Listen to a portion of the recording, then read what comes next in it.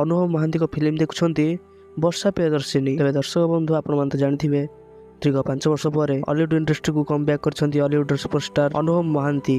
ଆଉ ଅନୁଭବ ମହାନ୍ତିଙ୍କ ଫିଲ୍ମ ଦେଖିବା ପାଇଁ କଟକ ସଂଗମ ହଲରେ ପ୍ରଥମ ଦିନ ଏମିତି ଭିଡ଼ ଦେଖି ଅନୁଭବ ମହାନ୍ତି ନିଜେ ଆଶ୍ଚର୍ଯ୍ୟ ହୋଇଯାଇଥିଲେ। ଆପଣମାନେ ତ ଜାଣିଛନ୍ତି ଦୀର୍ଘ 5 ବର୍ଷ ଧରି ଅନୁଭବ ମହାନ୍ତି ଅଲିଉଡ୍ ଇଣ୍ଡଷ୍ଟ୍ରିରେ କୌଣସି ବି ଫିଲ୍ମ କରିନାହାନ୍ତି। ଆଉ 5 ବର୍ଷ ପରେ ଫିଲ୍ମ ଦେଖିବା ପାଇଁ ଲୋକମାନେ ପୁରାପୁରି ବ୍ୟାକୁଳ ହୋଇ ରହିଥିଲେ। ଅନୁଭବ ମହାନ୍ତିଙ୍କ ଫିଲ୍ମକୁ ସେତିକି ଭଲ ପାଇବା ମଧ୍ୟ ଦେଲେ। ଏବେ ବି ଅନୁଭବ ମହାନ୍ତିଙ୍କର ଫିଲ୍ମଟି ସାରା ଓଡ଼ିଶାରେ ହାଉସଫୁଲ୍ ଯାଉଛି। ସେଥିପାଇଁ ଅନୁଭବ ମହାନ୍ତି ମଧ୍ୟ ବହୁତ ଖୁସି ଅଛନ୍ତି। ଆଉ ଏହାରି ମଧ୍ୟରେ ଗୋଟେ ଖୁସି ଖବର ଦେଖିବା ପାଇଁ ମିଳିଛି। ଅନୁଭବ ମହାନ୍ତିଙ୍କ କଥା ରଖି ବର୍ଷା Priyadarshini Anubhav Mohanty love in London cinema ଦେଖି ଆସିଛନ୍ତି ସିନେମା ହଲକୁ।